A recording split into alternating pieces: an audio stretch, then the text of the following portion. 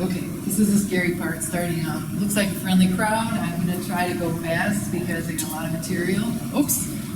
Yeah, and I didn't turn myself on. There I am. Hello. Okay, that was a wonderful introduction. Thank you very much. So, Bojo, Indeshtikas, Wabenakwe, Potawatomi Inba. And I apologize to any Potawatomis here. I think I did not do that right. I just exposed you to about half of my Potawatomi vocabulary. And what I said was, hello, my name is Wabenakwe, and I'm Potawatomi. Wabenakwe is my Potawatomi name. It was given to me in 2016 by our chairman. That's a special ceremony where you receive your Potawatomi name. And she's an amazing woman. It was a real honor to get my name from her, and it means Eastern Light Woman.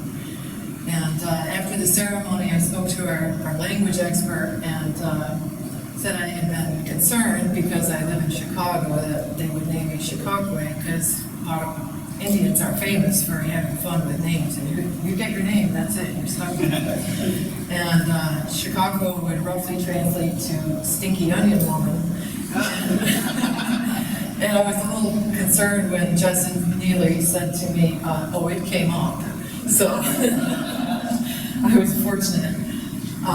And while we're on the subject of names, you might be wondering what kind of Potawatomi is the surname of Hoogstraten. Hope I can see this here. And this photograph was taken in Holland, Michigan. And this is my dad, my Uncle Robert, my Aunt Petronella, my Aunt Wilhelmina, my grandmother Melina, and I believe Garrett is on the way. And I wanted to point them out because cousins from each of these families are here tonight. So I'm thankful that you were able to come.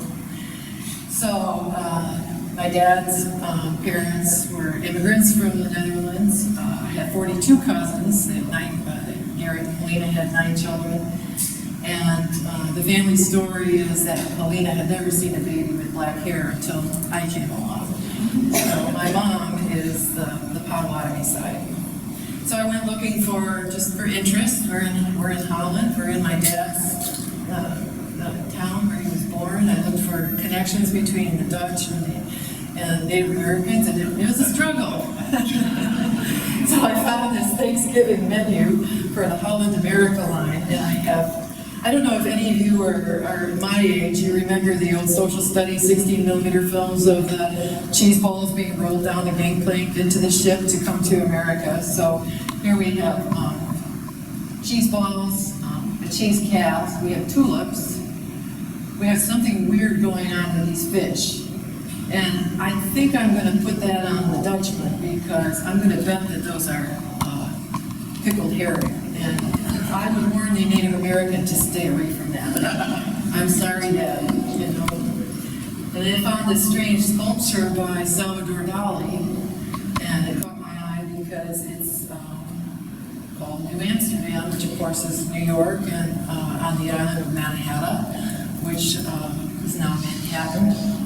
And that brings me to a more serious reference. I don't know how many are familiar with this book, The Island at the Center of the World, but I highly recommend it. It is a wonderful example, beautifully researched about both the advantages of trade, new things coming to this country for Native Americans, but the clash of cultures and the resentments that build and the broken treaties and how that all fell apart. So, let's talk about my book, because Russell Shortgrove has sold millions and I sold one, so we need to do this. And this was my working premise for the book. And you see it's labeled Dancing for My Tribe. And originally the subtitle was Potawatomi Tradition in Modern Times. And my hope for this book is that it will be an heirloom, it will be passed down for 100 years. And what's modern times if you go across 100 years? So here we have the fortune to just turned into a new millennium, and I knew that would set it in a place and a timeline, so I changed it to New Millennium. And of course I had to take a harder look at the whole project. This is not just me. This is everybody who participated. They're all dancing for our tribe. We're all doing it because it's important to us. So I didn't feel I had the right to continue with that title.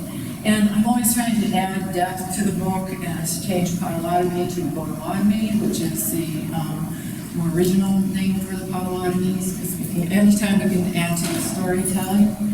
And the final little design fill-up is you'll see a little red dot right there.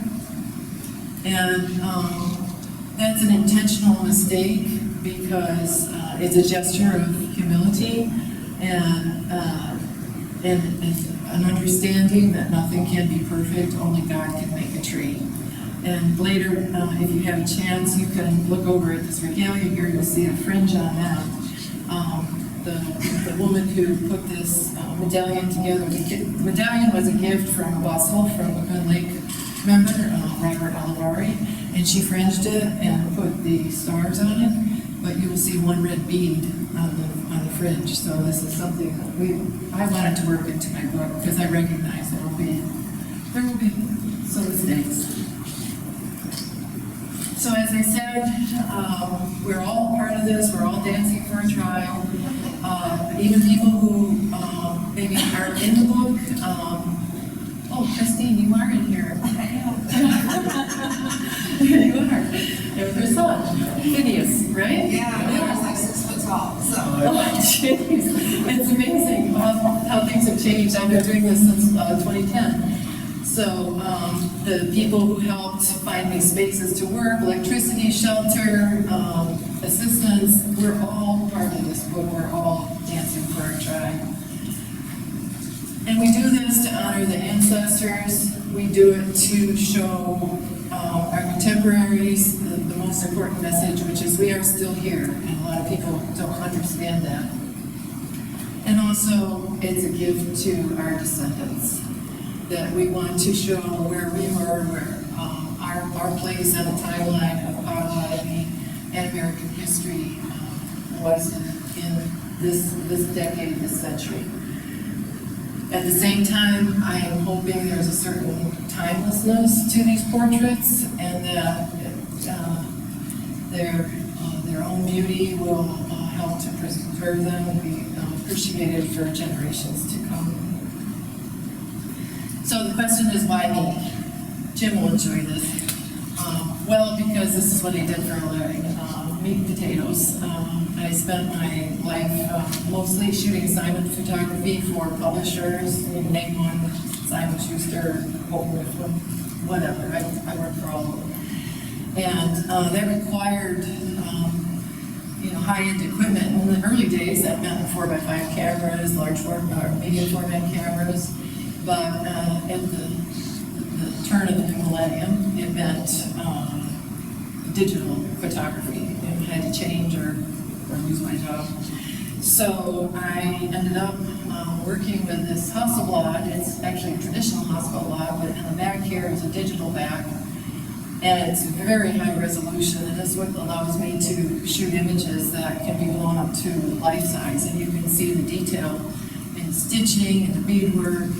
And so I got to use these same tools for my fun as well as my work. And of course I had the post-production abilities to take them, edit them, and take them all the way. My husband always likes me to point out that camera costs more than this car. In fact, it costs more than any car I've ever owned. And every car I've owned since I've been on this project was chosen because we had to make sure that the stands would make it from the front on the dashboard all the way to the back. You see the bottom one right here, and it's still closed. So the salespeople were always kind of confused. I would be better for that, but so I packed that whole studio. I never shot in that studio. I never photographed a single Potawatomi in my own studio. I would just pack it all up. I bought a suite that I could use consistently through the whole project, and off we go. So it started in 2010 at the Citizen Potawatomi Nation, And they had called me because in their database, they knew I was a photographer, they were having a family reunion festival and thought that maybe I'd like to bring some artwork, and I said, how about we make some new artwork? So in 2010, that's what I thought I was gonna do. I was gonna drive down to Shawnee, take some pictures, and maybe have a show, and voila. A dozen years later, I think I got it. So I'm not sure I would have had the nerve to start it if I'd known how big it was going to get, but it has been an amazing journey, and I am so honored to have been able to do it. So here in Oklahoma, by the way, is made from two Choctaw words, Okla and Homa, and means red people. It was the last Indian territory designated by the U.S. And down here in the middle here, you see Citizen Potawatomi Nation. So this is kind of fun. Let's see if I can make it work. This is how the setup kind of goes when I do these shoots, and I will warn you that even though I think it's very good, it was done by my brother-in-law, who's a veterinarian, not a filmmaker.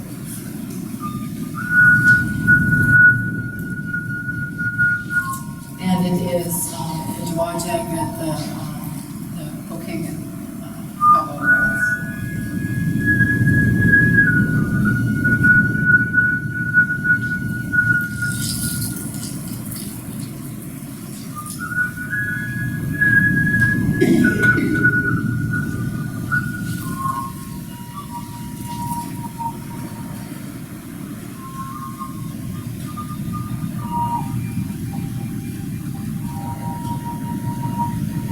This is my sister. Everybody has been drafted at one time or another into being my assistant. And Larry, the filmmaker.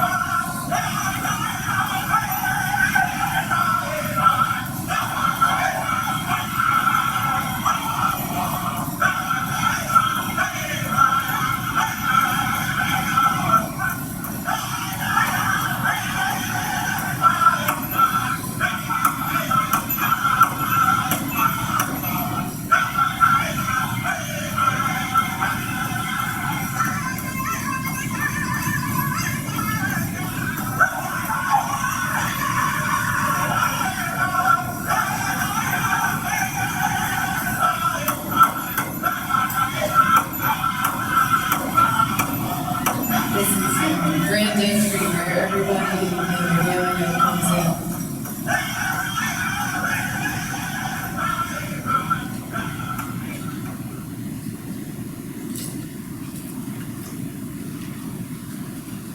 So I'm going to take a moment and tell you a little bit about the Potawatomis, the Potawatomi story. And I have a very, this is an engraving that was done by George Winter, and he's an artist that we really feel lucky to have found the artwork of. Actually, at one point, it was being tossed out of a second-story window in Logansport, Indiana, into a dumpster, and somebody realized what it was and, ran to the side of the road and upstairs and forced them to quit, and that's the record that we have of Potawatomi's pre-removal, because, as I said, he's the only artist who recorded their life before. This is a very simple map, but I like it kind of for that reason. So you see the Potawatomi range and this is very rough, but from Detroit into Indiana, down into the Chicago area, and up towards Green Bay. And the Potawatomi are members of the Anishinaabe Confederacy. That's the three different tribes that were very compatible, that usually work together. They include I was going to fix that, that's spelled Ojibwe, WP. Chippewa is how we referred to them when we were kids, but the more proper name now is the Chippewa, and the Ottawa, now Adala. So you see that the Ottawa are right here in the Holland area, and that's why you have so many names with Ottawa in them in this region. So my ancestors, I found records of them in Detroit, and if anybody is into genealogy, the St. Anne records, the church records from the Catholic Church, they're amazing. They put so much work. It's all in French from the priests, and they have done family trees and translated. And he shows up there. His mother Schemas and his father get married at the church, baptize their 4 kids, and they renamed Schemas Charlotte because they often did that. So I'm assuming they're not from Detroit. When Indian families that had converted to Catholicism could come into an area and meet a priest or a church, they just did it all at once. Got married, baptized the kids, we're good till next time. So the relatives that I've learned the most about are actually on the Chicago River. And Archangel Wilmette married Antoine Wilmette, who was a French trader. And there are only 2 houses on the Chicago River, 2 cabins, and the other one belonged to Jean-Baptiste Potawatomi, and both of them married Potawatomi women. So in 1800, the Army came in and began to build Fort Dearborn, which again, there were some positive aspects of trade and goods, and some very negative ones. And over the years, over 12 years, resentments and hostilities built up into the Battle of Fort Dearborn, which when we were in school was called the Fort Dearborn Massacre. And this book is an amazing book to read. Her research is so phenomenal. I had to get back up and get a highlighter. It's just amazing, the names that you find in here. And there's no good face to put on this battle. Whether you call it a battle or a massacre, it was, a horrendous event in history. But her point is that anytime the Army won, it was a battle, and anytime the Indians won, it was a massacre. And she spent a lot of time showing all the treaty cheating that went on and whatnot, what built up to this eventual complete boiling over. So for the next 2 years, the only non-Indian that lived on the Chicago River was my great-great-great-grandfather, Antoine, and Archangel and their family. So from her book, I started to figure out I'd been living in Chicago since 1978, walking across the Michigan Avenue Bridge countless times, and I started doing the research on it. What's happening here? And this is an actual event that's on this frieze, and it is, let's see if I can actually read it a bit better. Sergeant Otto Hayes engaged in hand-to-hand combat with warrior Normandy, a Potawatomi chief with a village at Lake Calumet, and the grandfather of Archangel Wilmette. Hayes ran his sword through Normandy as he brought his tomahawk down on Hayes, and they mortally wounded each other.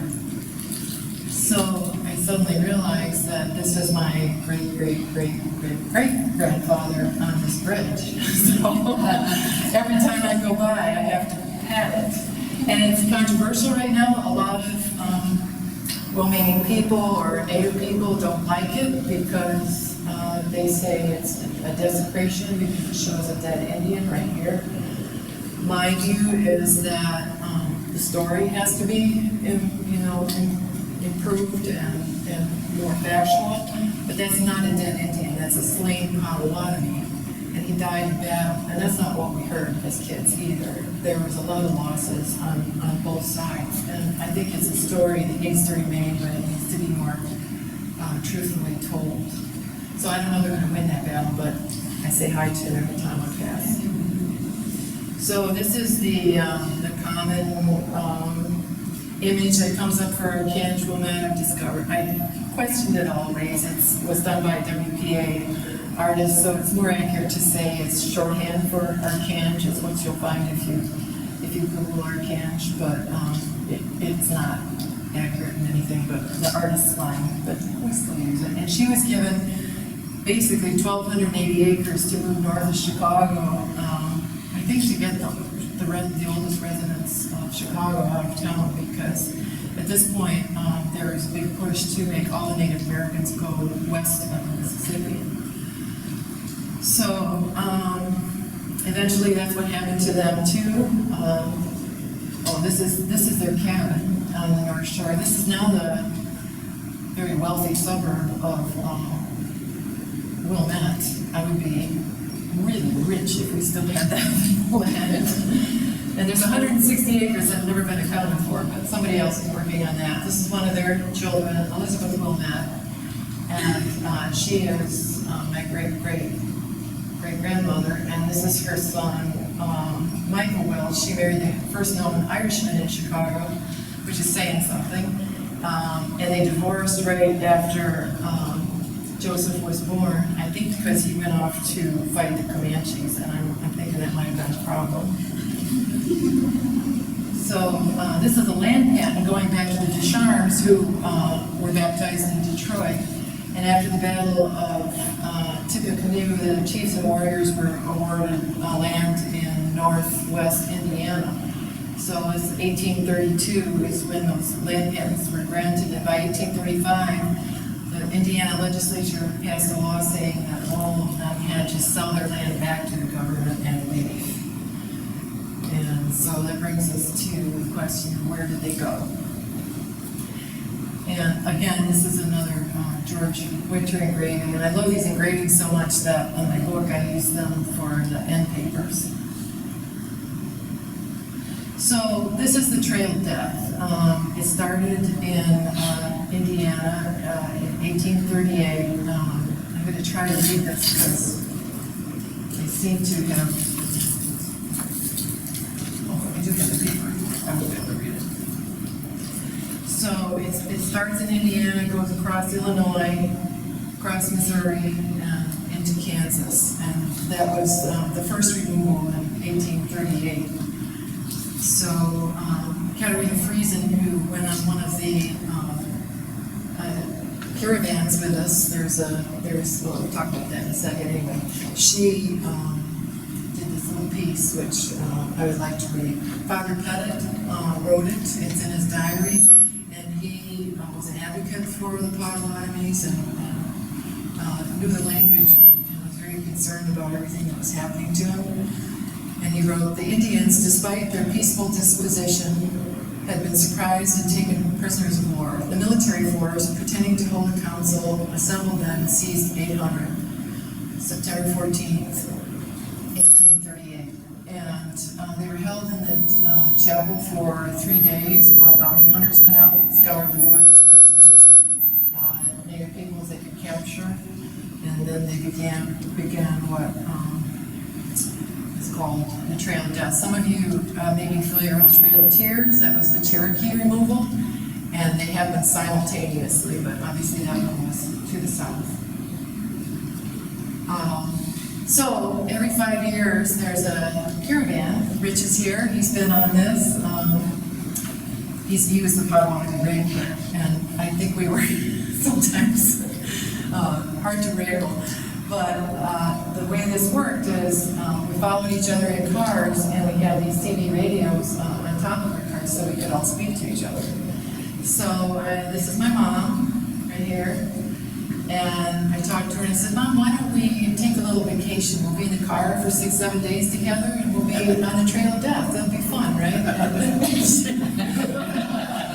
She did not go for it. In fact, my niece Riley will tell you that her mom had to talk her into it. So it turned out to be an amazing adventure. My mother had a stroke the following year. It would have been our only opportunity to do a trip like this. And of course, it took her back home in the end. You'll see more about that in a minute.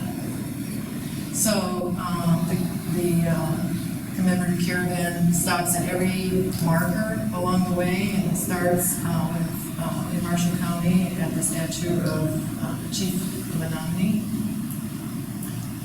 And each marker or stop we made, we would read from the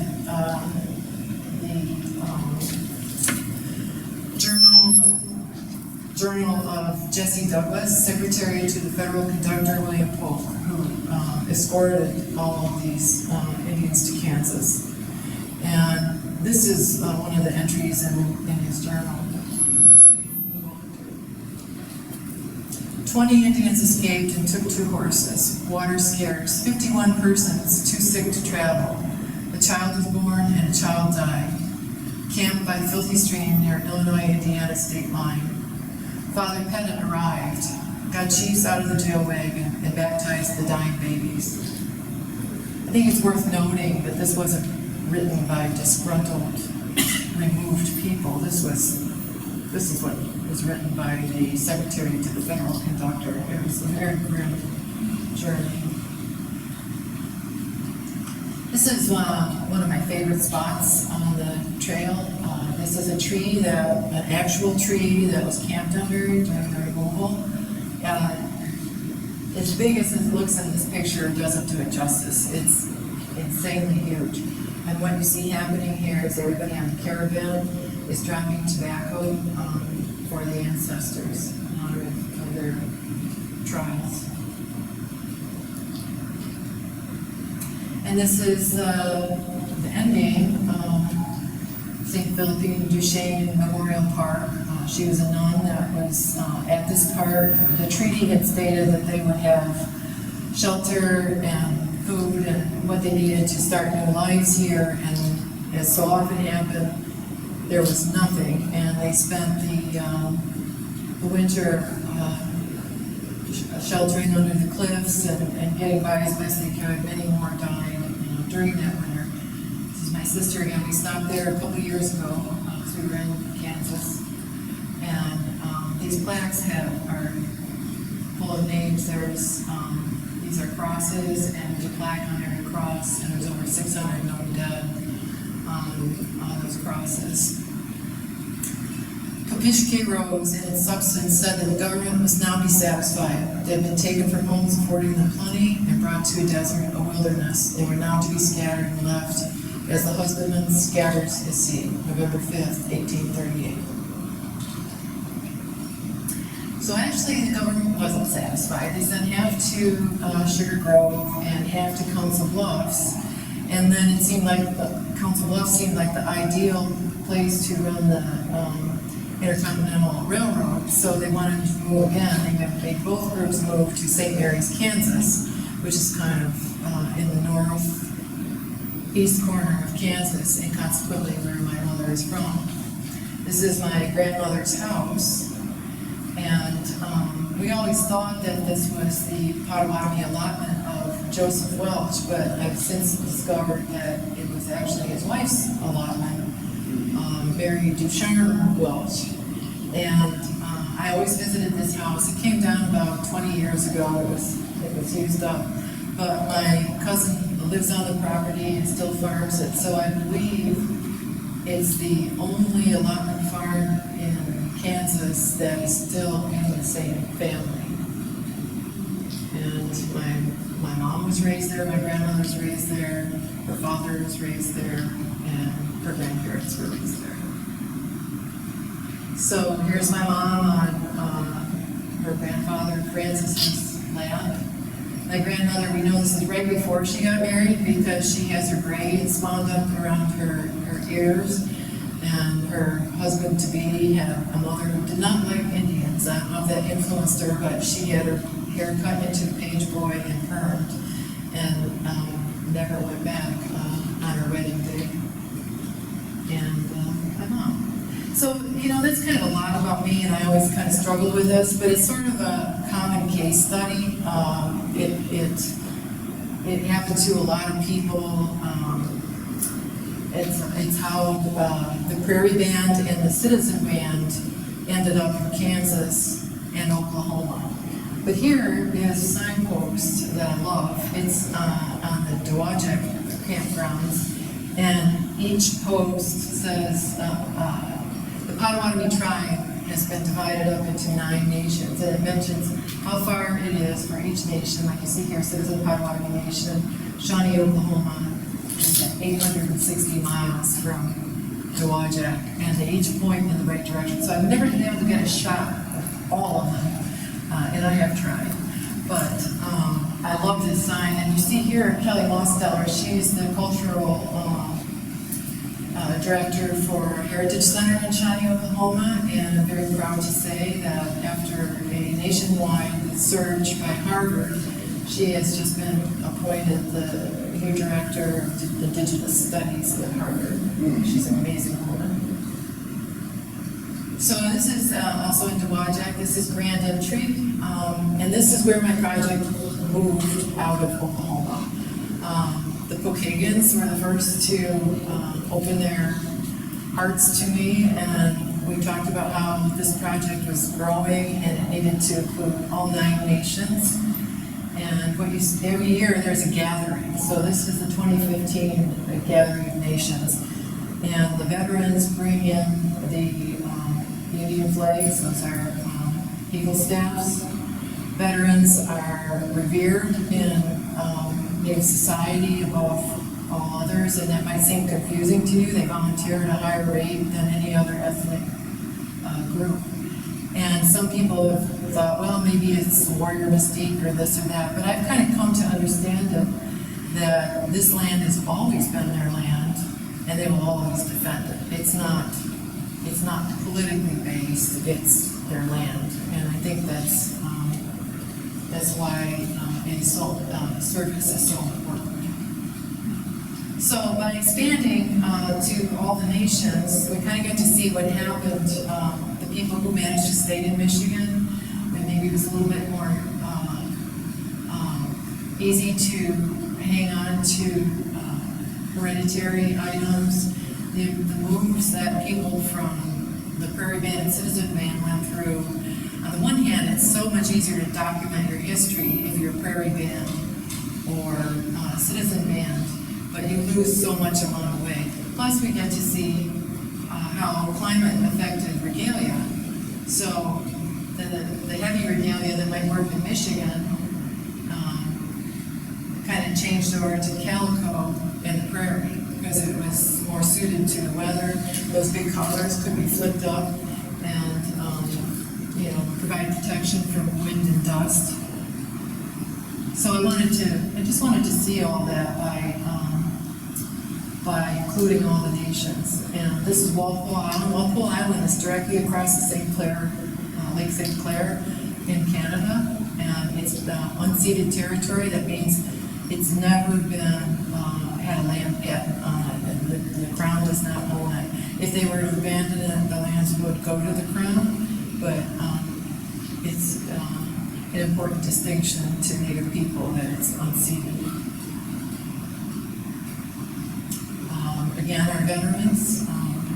This is Robert Olivari here. I know some of you know him. And he's the one who gifted me with this this medallion I'm hanging on my regalia.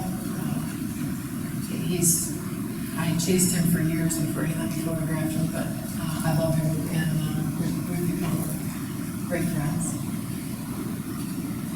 Prairie Band again, and Citizen Band.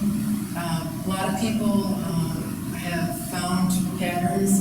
This woman found her pattern in the attic. It was her grandmother's, and it had never been made, so she turned it into her regalia. This young lady has a Potawatomi parent in the U.S. and one who is native to Canada, and so when she's dancing in Michigan or the U.S., she wears the Stars and Stripes, and she turns her sackett around when she's in Canada and has maple leaf on the front. So there's just so many wonderful stories, and I want to tell them all, and then I won't get done. How am I doing on my time? So these are Jingle dancers. They're also from Walpole Island, and they're just so adorable. I just love them. Pokagon Man and the Sauk-Ste First Nation, Perry Island. That's north of Walpole Island by very far piece. You can't believe how long it takes to drive from Detroit to Perry Island. But my son and I got to do this, and it was 2019. It was the last gathering before COVID struck. So it's just, I feel so honored that I got to visit every one of these nations. Dorothy is wearing a jingle dress. I'll talk about that in a second, but this is her husband, Martin. So, obviously not Potawatomi, but when somebody would come through that was connected either by marriage or occupation to our Potawatomi people, I thought it was really nice to show that and to include. And besides that, he's spectacular, so of course I wanted to photograph him. Dorothy had traditionally worn, she wore traditional regalia, and she was fighting cancer. So she felt that she needed to wear the medicine dress to help her get through this struggle. And that was 2016. So in 2018, I saw her at the Prairie Band in Kansas. She was Prairie Band.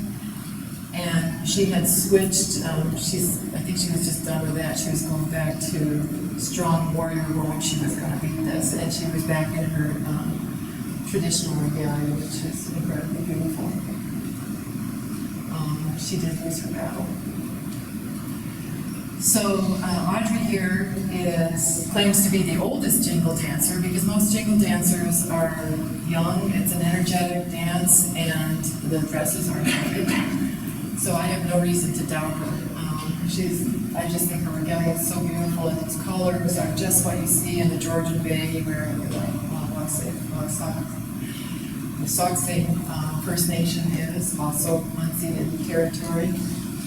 And she found her way to do the dance too. I always have one foot on the ground. This keeps me connected to Mother Earth. Now Simmons, chicken dancer, grass dancer here. Baloo. Hoop dancers and fancy shawl dancers. This is a young man who's a straight dancer. You see he has a mirror in his hand up here. And his story is, my grandfather told me that a straight dancer always looks where he's been and never where we are going. He also said he likes to use the mirror to look for pretty girls. So. This is a nice example of Tony Wawio. So people aren't always in the same regalia. When he's dancing in Prairie in Kansas, he wears his traditional regalia.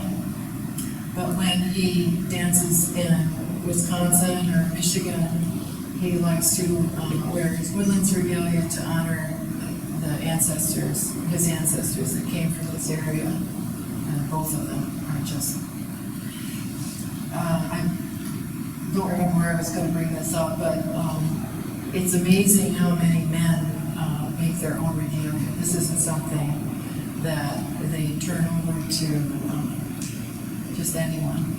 So something else that ended up being an important part of the book are the personal statements. And when I went to Shawnee in 2010, this is Jerry Lewis, and he was the first person to come on the set. Well, I was waiting for this. And then Jerry Lewis comes on, and I'm honored, but I'm like, and he starts to explain his regalia to me. And he's wearing the white shirt because his wife had passed away, and white was the color for bereavement. And he explained that his ribbon colors were chosen for the 4 directions. They're not the ones we're most familiar with, but he says in his studies that was the 4 direction colors pre-removal. And I thought, I'm never going to get this straight. So I just asked him to write it down. And I got all these little lists and these arrows, and it is so cool. And I mean, he was the first person. It never crossed my mind to do this. And then I made everybody do it. They had to write their statements first, and I think they are just as important as the regalia, and they tell their stories, and that's something that I think about going ahead 100 years, and we don't even know what will happen to handwriting, right? I mean, in the 10 years I worked on this, nobody wanted to write anymore. I said, I'll do it on my computer and send it into you. I'm like, no, sit down. A few people got under my radar, and it's very hard to chase them back down. Got to do it while you're in the room. This is Chris Shawa. He's an Iwasaki, and his handwriting is just so charming, and his story, he tells us that his dance stick here, it's called a dance stick, and sometimes they're made with different objects. Deer toes are common, but he did maple syrup spigots, is how he made his, and it sounded fantastic. Jefferson Blue, my shield tells the story of the Thunderbird challenging the negative with the old song. He made his regalia. He says he's found places to work, and all of his children are part of his story. This may be a good place to mention, I was talking to my cousin about this earlier, that regalia is never called a costume. And I mean, it's just bad work. And you're really trying not to do that, right? But when somebody explains to you that a costume is what you put on to be somebody else, and your regalia is what you put on to tell your story, it's a lot easier to remember because it's very personal, and it's all about who you are. Sister Pearl, dynamo of a woman. She was on our trail of death. The first one I went on, she's now not well, but there's no strangers in her life. She's just amazing. The aqua dress represents Lake Michigan. The waterbirds on my shawl reflect the Great Lakes, and my red shawl represents the suffering of the Potawatomi who were removed from their roots to walk from their homes towards now Kansas. The drum beat recalls the footsteps of the long walk, and her great-grandmother was an infant on the trail of death who survived. Frank, amazing regalia. So many stories woven into that.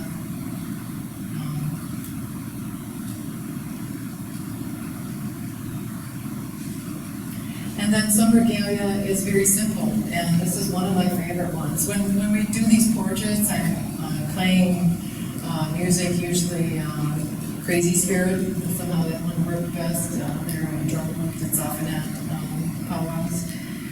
And people just kind of get lost in it, or quiet, and just wait for things to happen. I just think this is such a beautiful moment, and I love what she wrote. Green for my grass and trees, blue for the sky, and yellow came to me in a time when I needed some sunshine in my life.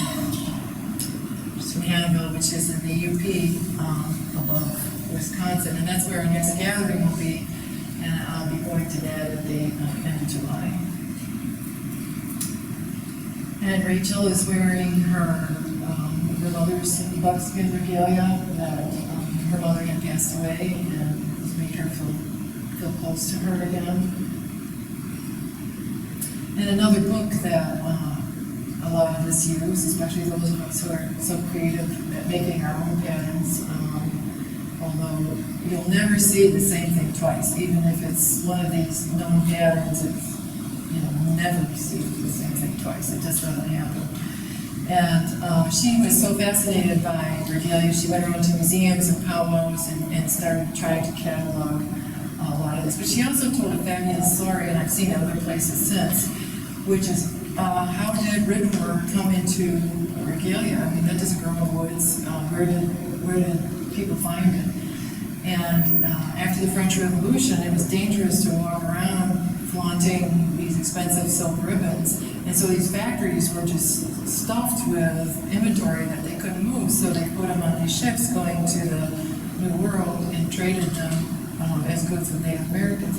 But the amazing thing that came out of that is not just how they incorporated into this regalia, but how they made it their own. I mean, it was not something that had been seen anywhere else. It was totally unique to artistry. So oak leaf, violet leaves and butterfly. You see, okay, here's violet leaves on my skirt. And then that's how it looks like when you put it together.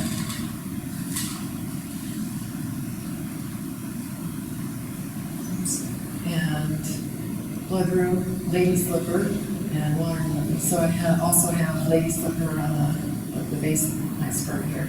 This is my third try. It took a lot of work to get this figured out. And I'm still trying to figure out the blouse because I like to tell people I look like I'm wearing a lampshade when I put that blouse on. So we're going to have to try that again. And then put together. So that was a fun project. I spent an afternoon making that happen. So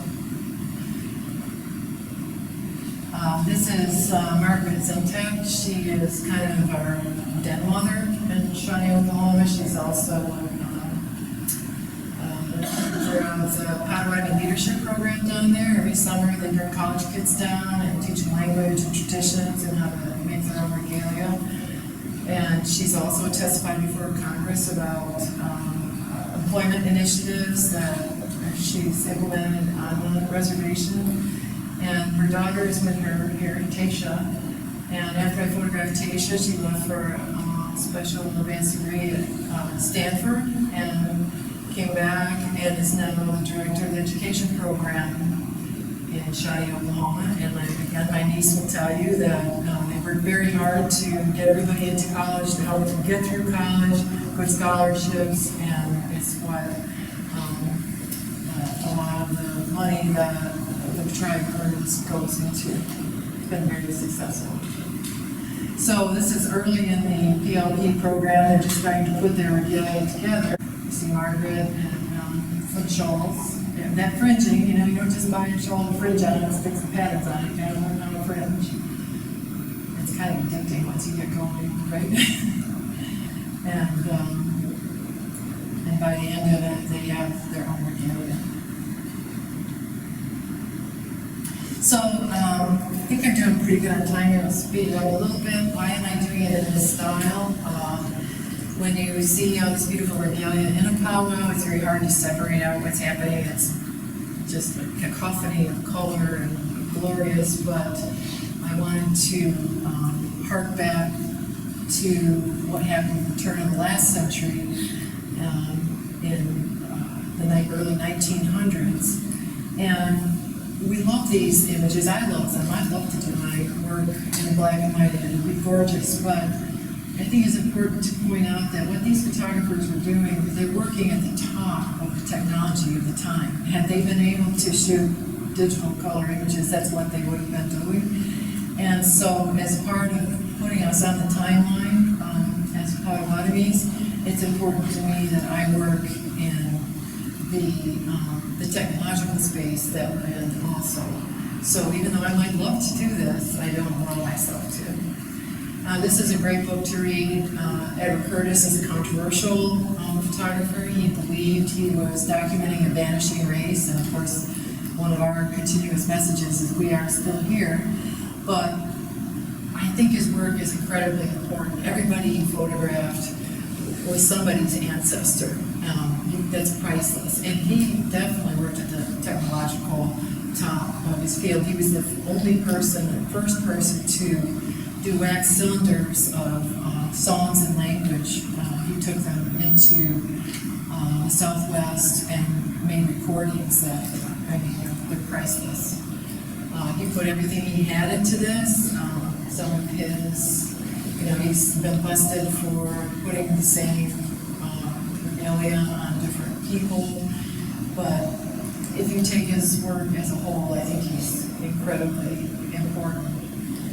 And again, these are these stoic images that we love, and it's important to remember that one of the reasons they're so stoic is these were long exposures. And it's much easier to hold a long exposure with a sober expression, right? And every once in a while one slips in that's not like that, and I treasure those for me.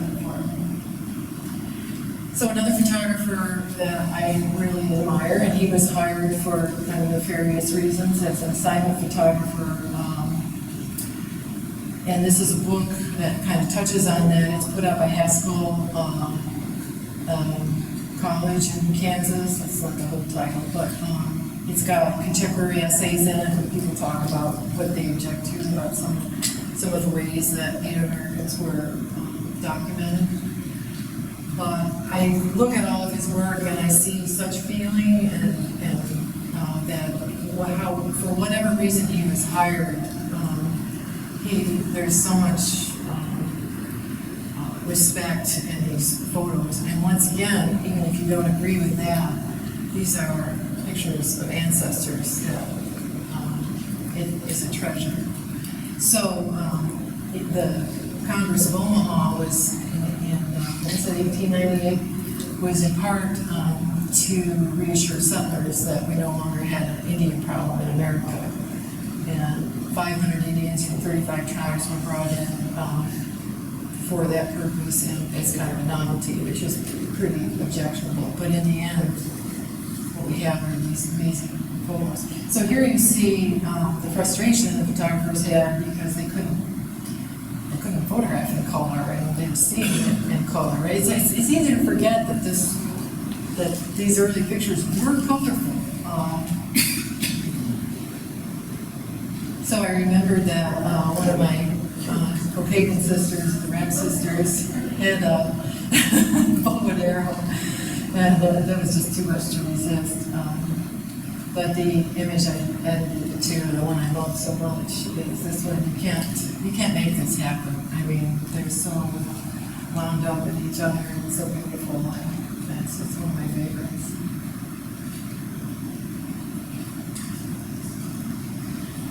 I don't know what my point was, but I think, I'm trying backwards. What? Sorry. So in the new millennium, if you look at these images, you'll find little hints. We see this amazing bustle, and Kansas City Chiefs in the center. You might recognize him as the first cover photo I chose because I thought that was interesting, the contemporary controversy about mascots. And this gentleman, Jim Davis, was in a boarding school. He's had a very hard life. He says to this day he won't eat a biscuit because apparently that's all they have to eat. So he's very much into his native culture, but he also is a huge fan of the Kansas City Chiefs. And the other problem with being on my cover is I tried to track him down. I found his grandmother and I photographed him and his cousin Tiva. Tiva was on the rolls, couldn't find Jim Davis. Turns out he's registered as a Kickapoo because they're both Kickapoo and Potawatomi. By law, you can only be registered with the federal government or enrolled in one tribe, so you have to choose. So she flipped a coin, and he became Kickapoo and Tiva is Citizen Potawatomi. So there's a little iffy to pursue that. This is David Martin. It's gone late, right? No, Okay, and that's right. I always mix it up. And Those are the three girls. the what? He's the uncle to the three girls. Okay. So I was totally busted by him, and I deserved it because the sewing in this was so amazing. And I said, "Who made your regalia?" He just gave me a stink eye and said, "I did," and I totally had that coming. And again, it's so interesting how many men come up with these just amazing creations. And he's an astounding artist. His day job is tattooing. And he's got like a 2-year reading list. His work is amazing. But he's also helped a lot of other people with their regalia. Skylar, we love Skylar, he's darling. And of course, I love his Michigan tattoo here.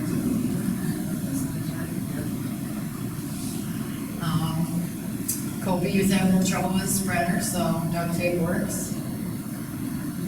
And I just love these little elements. In fact, here's Potawatomi Church, and kids really love finding his Nike socks here. But it's even funnier than that because he lives in Arizona. His mother's Navajo, and his dad is Caucasian. And I think he's like the fastest kid in Arizona right now. And Riley. Grand Valley State just gave him a full scholarship. He's going to run for Grand Valley, so he's coming to Michigan.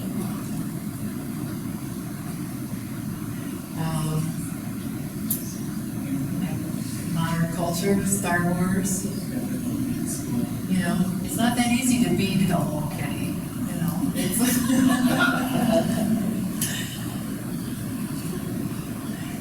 sometimes Regalia reflects birth order.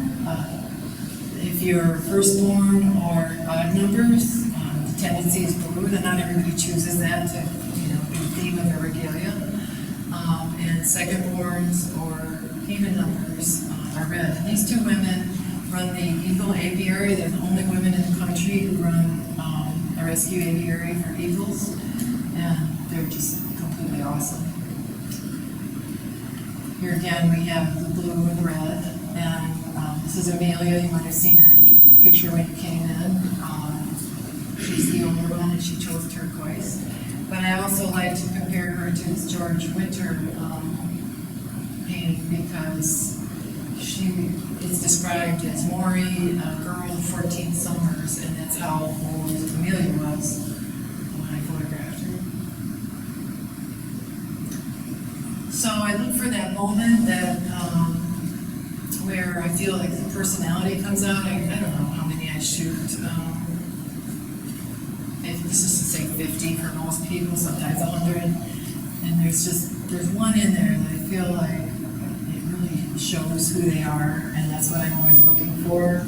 And there's something we photographers always think of, which is the decisive moment. So you can actually, fancy dancers are like the hardest to photograph because the ribbons are always in front of their face, or what you want to see is missing, and then every once in a while you just get one where you're like, oh, this is her, this is amazing. So, I think I'm doing pretty well in my time here. This is a show I had at the Illinois State building in downtown Chicago. I made the crack that from the outside it looked like there were people lined up in there. I said the Potawatomis are taking over the state of Illinois, and the curator of the gallery didn't think it was funny. I thought it was, but the point I want to make about this is exhibitions are a lot of work. You can only get so much wall space. They're temporary. How many people will make it in? And that's what's making the book so important to me, is that I can stuff so many of the stories into the book. And like I said, I have about 1,000 of them, and then they're gone. So be sure to buy one. My accountant is the one who bought the other one. He's been worried about me. So this is a Tiwa home, and the Tiwa are, I think, in the northeast quadrant of New Mexico. But it's as if this poem was written about Regalia, and so I love it. Then weave for us the garment of brightness. May the work be the white light of morning. May the weft be the red light of evening. May the fringes be the falling rain. May the border be the standing rainbow. Thus weave for us a garment of brightness, that we may walk fittingly where the birds sing, that we may walk fittingly where the grass is green, O our Mother the earth, O our Father the sky. So the other Potawatomi word I want to teach you is, our chairman says if you're only going to learn one word, maybe this should be it, Jaganaganan, and I think the literal translation is for all my relations, but how I think of it and use it is that we're all family, we're all tribal on some level, and our ancestors matter to all of us, and in the end, we're all humankind, and need to treat each other that way. And yes, tucked in here is Riley. She was my assistant on Walpole Island. I have shot in some very peculiar places. On Walpole Island, we shot in a hockey rink. We've shot in a shed in 105 degrees. That was Cammy. We've shot in a casino. Where else? There's another crazy one. Well, the Pokagon cabin. That was actually very comfortable. So every one of these things has been a great experience. So I hope I told you a good story. I I had trouble figuring out what my role is. I don't think of myself as an artist. I don't think of myself as a journalist because you can see I have a point of view.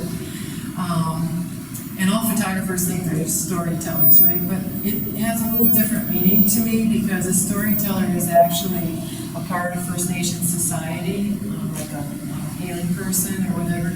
Storytellers are the guardians of our history. So everything that I do, I think about my role as a guardian of our history.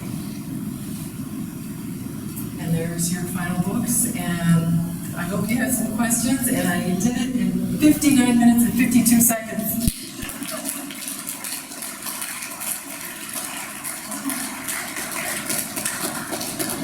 Are there any questions? Oh, God, I have one.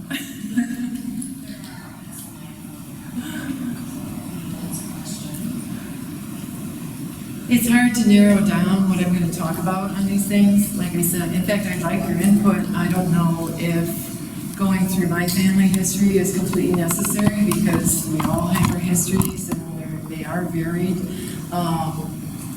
One thing I'd like to say about a lot of the Potawatomis who are still here in Michigan is it's been very difficult for them because the Pokagons were wise enough to buy land by white man rules, and they got an honest judge in Detroit, and so whatever Pokagon people could crowd onto that piece of land, the judge said that they could not be removed. And actually, the whole removal went all the way to the Supreme Court, and the Supreme Court said that it was illegal.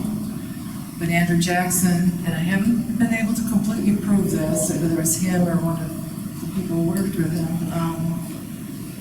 just said that the Supreme Court can enforce its decisions and I'll enforce mine. So there are some Potawatomis who won't even carry a $20 bill. But for the other Potawatomis, the way they managed to stay in Michigan was to go underground, right? So we risked losing our traditions, losing language, but even more, now that they're willing and able to come out, they can't prove, there's no records, right? It's very difficult to prove your ancestry, and without proof, you can't be enrolled in a federal tribe. So the prairie band of the Citizen Potawatomis, we were documented at every move, so it's very easy to track us. But for the people who managed to stay here, sometimes their ancestry is lost.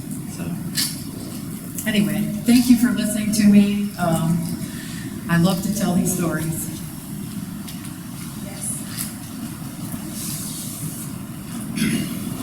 How did the Potawatomis get from Kansas to Oklahoma?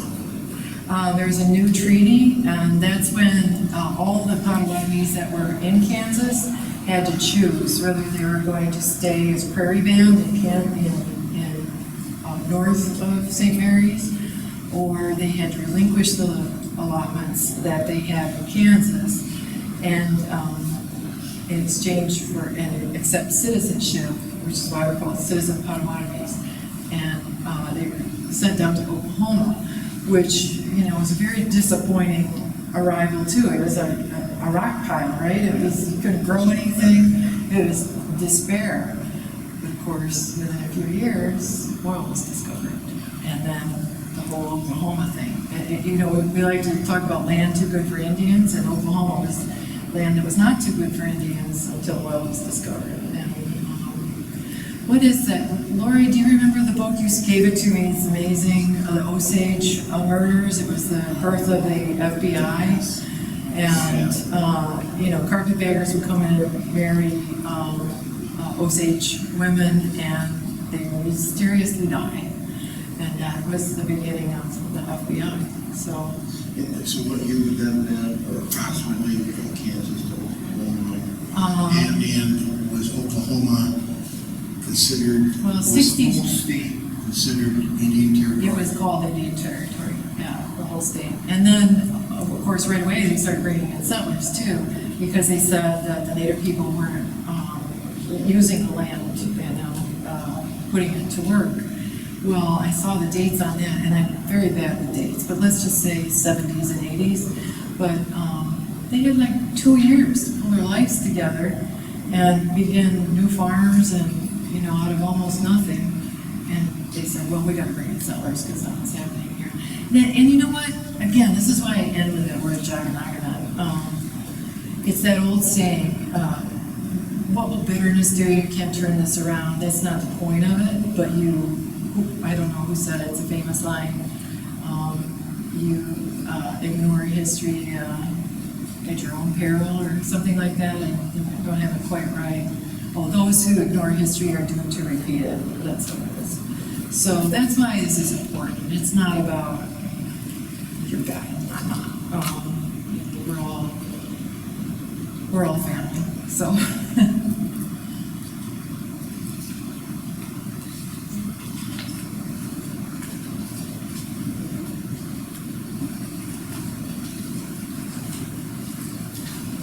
And if anybody here, I know some of you are much deeper in tradition than I am, feel free to correct me, because mostly what I've developed into the preface of this book is my experiences, impressions, and reading, how it's all kind of gelled through my experiences, and not necessarily right on the money. I'm happy to be corrected. The red dot means something, right? Also, when you make a mistake, there's a way for the spirit to come together. Oh, yeah? So, It's like a little doorway. yeah, good. I need that a lot.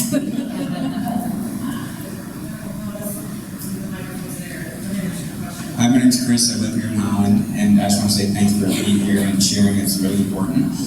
And sharing your story, you asked, what we thought about that, and I think it's beautiful. Thanks for doing that.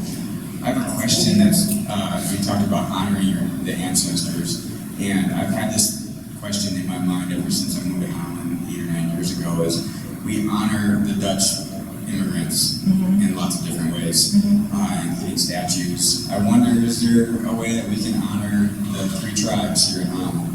And what would you or anybody else in the crowd suggest? There are a lot of people that could answer that question better than I, and yes, I think there is.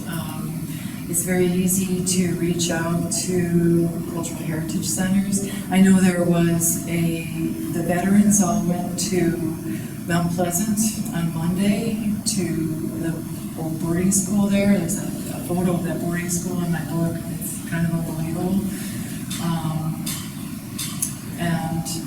The Chippewa, Saginaw Chippewa people bought that whole boarding school land. It's a place of conscience now. It's on the historic register. But yeah, there's places where you can hang on to the history, and not just because you feel obliged, but it's such a rich history. I mean, the stories are wonderful, and so I regret that when people at my gray hair, right, Judy? We didn't learn these stories. I mean, American history just didn't really. There's a little Mayflower Thanksgiving thing, maybe, and that was pretty warped. But it's just an amazing story, and I think everybody is enriched by seeing it, learning it.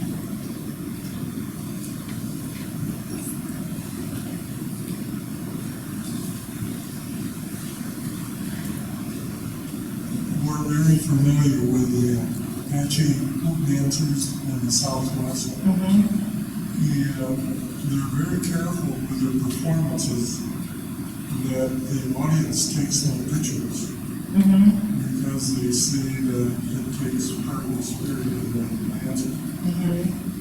How does that work when you are? Everybody makes their own decisions, both not in just the regalia and what they share with me, but in their statements. And some people have probably shared things in their statements that other people are uncomfortable with. And there are times during grand entry and powwow where they just tell you, you can't photograph now. The last chapter of my book is, actually takes, their powwow event pictures, and there's times that you're just told you cannot photograph, and I always respect that. I mean, I would dream of not. And there is, there's a lot of, there's a gathering of nations in, Albuquerque, every year, and it's all the nations. So there's a lot of, pan-Indian cultural influence that goes through, meaning different things to other people. Now, Wild Simmons, I showed you the chicken dance, and he says he was given that dance by a friend of his who was Blackfoot, and that's a big honor for him that his friend would share that dance with him. But it's really up to each individual to decide what they're comfortable with.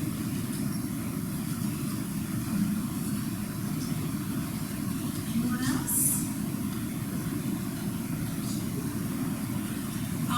Again, thank you, Sharon, so very much. We'll give you another round of applause. Thank you again.